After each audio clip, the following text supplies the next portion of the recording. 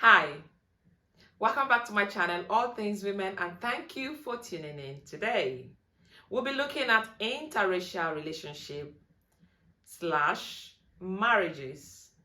But did you know before now that interracial relationship or marriage was outlawed in the US, in Nazi Germany, and in the era of South African apartheid? Do you know that 31 states in America forbade interracial marriage or relationship? Yes, it was it was forbidden in America. But thank goodness that recently that law has been lifted. That brings me to the challenges that the interracial relationship couples are facing. Now, what is interracial relationship?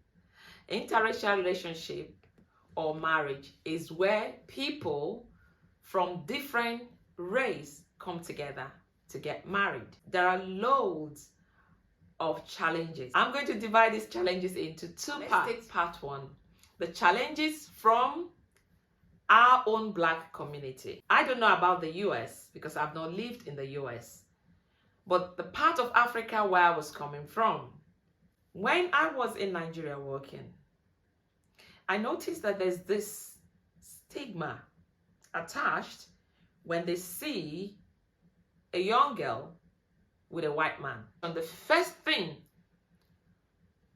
our Black brothers think about is that this person must be a prostitute. And that misconception is not just from the Black brothers, it's also from our Black sisters. So sometimes, whether knowingly or unknowingly, your Black community start making you feel as though you've betrayed them, because sometimes they will ask you, what did you even see in that person? Why did you even go and marry? Do you think, or you think they're your brothers, all the Black boys here, all the Black men here, they're not okay for you to marry? You chose to go and marry a white man. And you're there dumbfounded, you don't know what to say, you start giving an excuse, you're making an excuse for your life for someone. It's disheartening. It's very, very disheartening. Another thing I've seen, they think the white man is the money-making machine. They see the person as your root to all your problems solved. Don't get me wrong. There are young girls out there, with due respect to everybody and their lifestyle, who take advantage of this opportunity, who see some of the expatriates that come to Nigeria as a way of money making. That's true. The friends just believe that the girl is with the man because of the money. That is the conception. If you're really in love, then you must be dating the person that's from your own race. Now, another challenge is from your family. Some parents are okay with you dating a white man or marrying somebody from that race. But most times, I would say 70% of the time, your family also see that man as a money-making machine. So if anything is asked for, or you go ask her, she's married to that white man. That brings me to the third challenge that women face. And that third challenge is you start questioning yourself. You start questioning yourself, have I done the right thing? Have I actually betrayed my community? Did I actually make the right decision? Would it not be better if I end this? And if you don't watch it, if you're not careful, letting that take root. There are some sensitive topic when it's discussed and you there being a partner of another race, of a white man, and you're contributing towards that topic. Say the topic of colonization, say the topic of slave trade. And some people are looking at you, what is she talking about? What does she not belong to them? She's among them. Or you could say something that said, well, you won't understand, you're married to a white man now. It puts you down. You feel as though you're no longer comfortable with your own people. You're careful what to say so that you don't annoy people, because when you say it, they will think because you're married to a white man, you're not being insensitive to their problems. So these challenges affect young girls, young women. They might not say it, but it's something they carry on their shoulder. I'm trying to say, I'm saying that I can understand to an extent why the black brothers, the community, feel this way. They feel this way because they feel that the sister is being taken from them. They feel this way because they believe that the colonial masters are still colonizing and taking what belongs to them. But I wish there will be an education that could enlighten people to understand that it's not what they think. It's not how they feel about it. The part 2 challenge of interracial couple is from the man's family as well. Because this man is from a different culture. And again, the same thing that applies to the girl is also applied here. Because I know that when I met my husband, and he likes traveling to places, he likes going to places.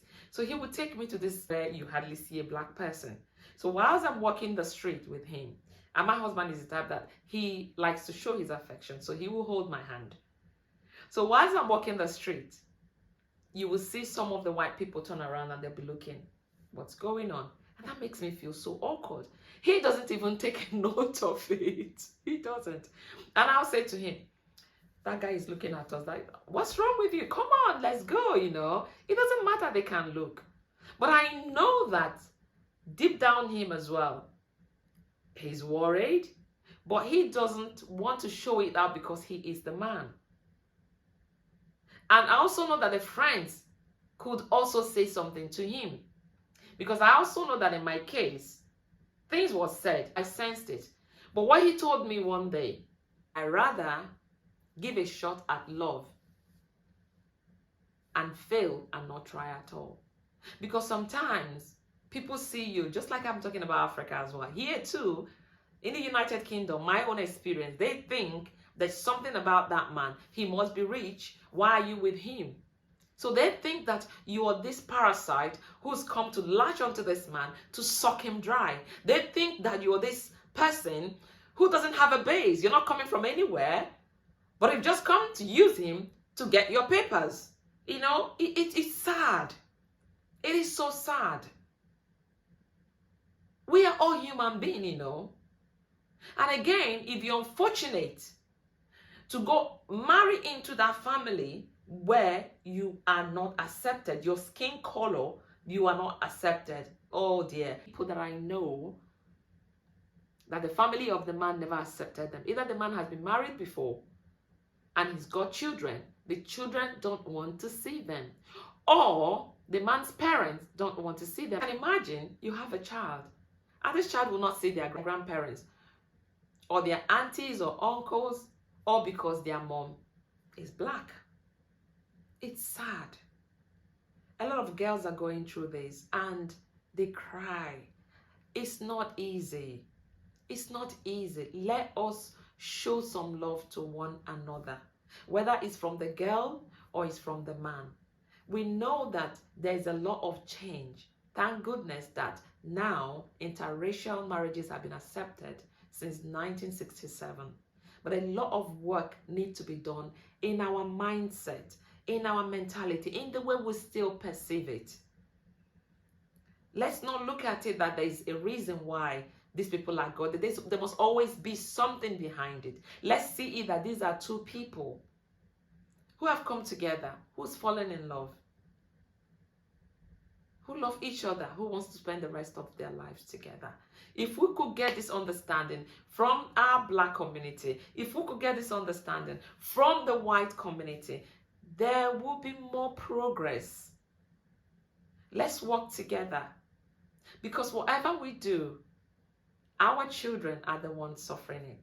We've talked about the challenges of interracial relationship.